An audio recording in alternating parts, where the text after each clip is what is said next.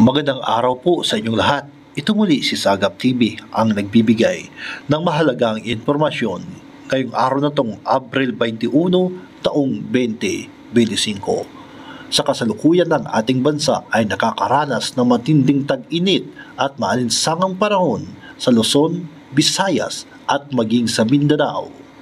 Sa kasalukuyan ay walang inaasahang sama ng panahon sa Philippine Area of Responsibility maging sa loob man at sa labas ng ating bansa.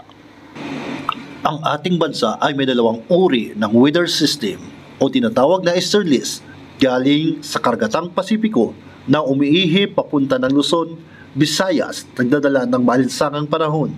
Samantala po sa part po ng Mindanao, lalong-lalo na po dito sa Southern Luzon ay nagdadala ng kumpulang kaulapan o tinatawag na ITCZ, Intertropical Convergence Zone, at kung minsan ay may kalat-kalat na pag-uulan.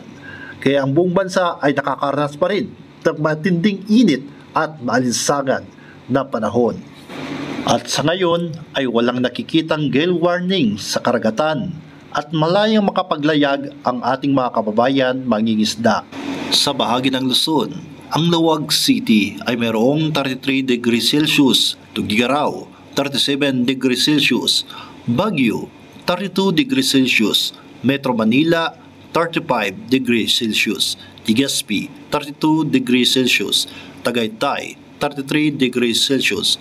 Samantala sa bahagi ng Visayas, ang Kalayaan Islands ay mayroong 34 degrees Celsius, Iloilo 33 degrees Celsius, Tacloban 32 degrees Celsius, Puerto Princesa 32 degrees Celsius, Cebu City 33 degrees Celsius, Cagayan de Oro 32 degrees Celsius at maging sa Mindanao ang Zamboanga ay mayroong 34 degrees Celsius at ang Davao 32 degrees Celsius.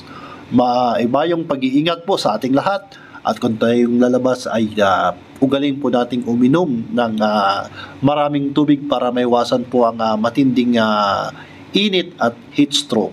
At kung maaari po ay huwag po tayong lalabas at kung may importante naman tayong mga lakad ay magdala po tayo ng tubig na marami at mayroong pong payong at sombrero o kaya naman long sleeve para sa ating proteksyon sa ating sa paglabas.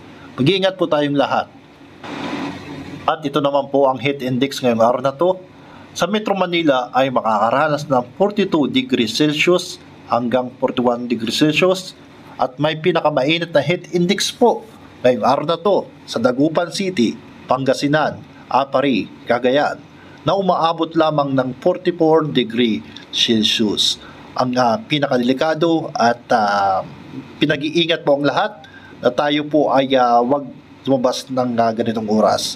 Ang sunrise naman po ay 5:39 AM at ang sunset naman po 6:11